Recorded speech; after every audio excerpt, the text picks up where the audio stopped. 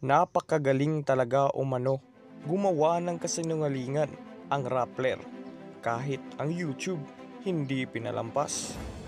Magandang araw mga kahuwan, may bagong video na naman tayong ipinalabas.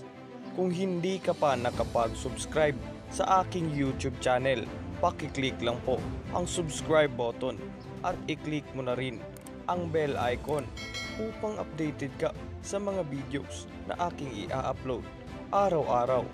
Thank you po mga kahuwan!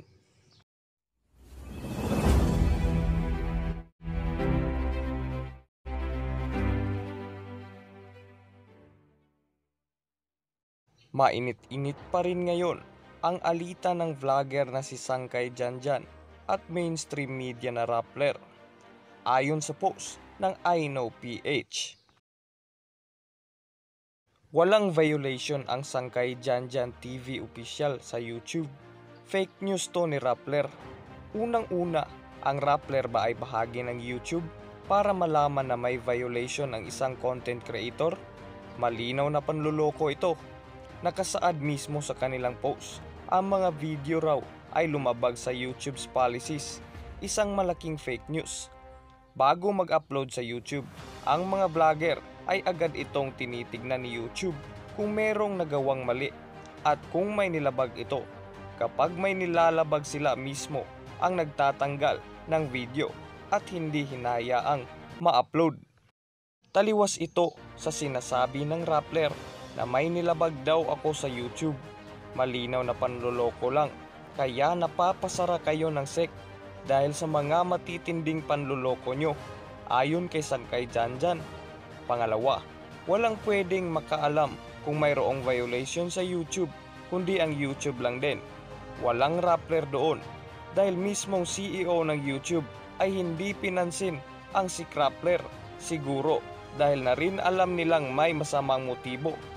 Tandaan natin na ang Rappler ay ang number 1 na hindi pinagtitiwalaang news blog sa Pilipinas at pinapa-shutdown ng SEC dahil sa panluloko nito sa saligang batas. Po kayong maa-update at syempre sabay-sabay nyo pong i-like ang video na to nang sa ganun mag-recommend po sa mas marami nating kababayan. So ngayon mga sangkay, medyo mainit-init pong balita. Aba, ibinalita po ako nitong Rappler. Okay, eto po yon. Eto po yung balita nila tungkol sa akin. Yan. Vlogger Sangkay Janjan takes down 167 videos following Rappler investigation. Wow! Alam nyo mga sangkay, feeling talaga nitong Rappler, sila po yung tama, no? May tinatawag pa po sila na investigasyon na ginagawa. Samantalang mga sangkay, itong Rappler na to ay sinusuka na po ng mga Pilipino. Bakit? Mamaya ilalabas ko po ang katotohanan. At alam niyo naman mga sangkay yun na pinashutdown po sila ng SEC. Bakit? Dahil po sa kalokohan nilang ginawa na nilabag po nila ang ating saligang batas. Pero mga sangkay, if a fact check lamang po natin itong ginawa ng Rappler. Ang sabi po dito, the now unavailable videos violate YouTube's policies. Seryoso ba kayo, Rappler? Kita nyo na kung gaano kayo ka-fake news? Ang nawala daw mga videos ay nakapag-violate sa pulisiya ng YouTube. Diyos mio marimar. Tinago ko lang ang mga video dahil ginagamit nyo na paninira laban sa akin. Tapos sinasabi nyo dito na nakapag-violate ako sa YouTube. Diyos mio marimar. Alam nyo, sa katotohanan lang mga sangkay, itong Rappler ay hindi po pinapansin ng YouTube. Sumulat pa po yan sa CEO ng YouTube. Anong nangyari? Hindi po pinansin. Bakit? Sino ba ang Rappler para pakialaman ng YouTube? Tandaan nyo mga sangkay, ang YouTube ang may pinakamagandang pulisiya, pinakamagandang sistema na social media na hindi po nababalot ng pamumulitika, hindi kagaya po ng Facebook.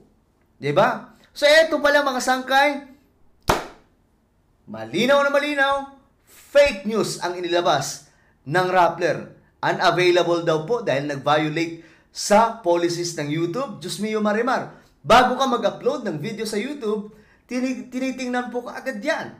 At kapag nakapag-violate ka, haharangin ng YouTube ang video mo. Ganun lamang po kasimple. Kaya Rappler, huwag niyong inuuto ang mga Pilipino. Kaya walang naniniwala sa inyo eh. Dahil sa mga kalokohan nyo. Paano ko nasabing walang naniniwala sa inyo? Eto po mga sangkay, ipapakita ko naman sa inyo. At uhubaran natin ang totoong pagkatao nitong Rappler. Eto. Sa Pilipinas, Rappler ang pinaka-hindi pinagtitiwalaang pahayagan. Sandali lang, ilalakyan po natin para mas makita po ng marami. Ayan o, mga sangkay, di ba? Sa Pilipinas, Rappler ang pinaka-hindi pinagtitiwalaang pahayagan. Ayon po yan sa Digital News Report Brand Trust Scores noong 2021. 2021 ito pero may kasunod yan mga sangkay sa taong mismong ito. Ayan po mga sangkay, makikita po natin na ang Rappler po ang nangunguna na hindi po pinagkakatiwalaan. Bakit? Dahil po sa marami nilang kaabulastugan sa ating bansa. Mga sangkay, nagkakaso-kaso na po ng cyber libel ang CEO nila. Marami po silang ginagawang kalokohan, atake sa mga Marcos, atake kay Duterte, atake sa gobyerno. Hindi po katulad sa ginagawa natin. Ang ginagawa lamang po natin, ipinapakita po natin ang mga proyekto ng ating government, samantalang itong Rappler naman salungat. Dahil instead na makatulong sa nation building, ang ginagawa po nila, naninira po sila sa pamahalaan. Kaya naman mga sangkay, ayaw na po ng mga Pilipino sa Rappler na to. Ito nyo, number 1 na hindi pinagtitiwalaang pahayagan. Actually mga sangkay, na-shutdown na po yan sila. Okay? Talagang dinurog ng SEC dahil nga po sa kanilang mga kabulastugan na nabisto. Eto pa mga sangkay. Papakita ko pa sa inyo ito. Ayan. Eto po, pinakita dito ang mga pinagkakatiwalaang news organizations. Kaya nga lang, sa kasamaang palad, ang Rappler po ay nasa pinakaibaba. O, diba?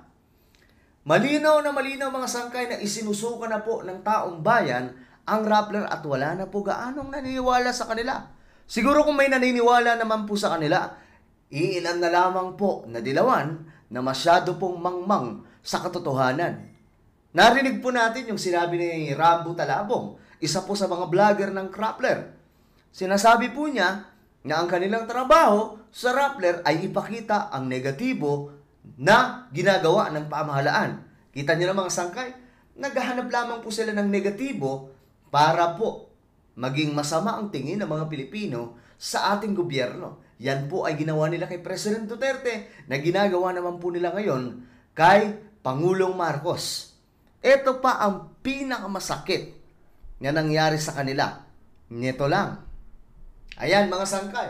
Nito lang ito. Rappler, sana makinig kayo dahil goodbye Rappler na po ito.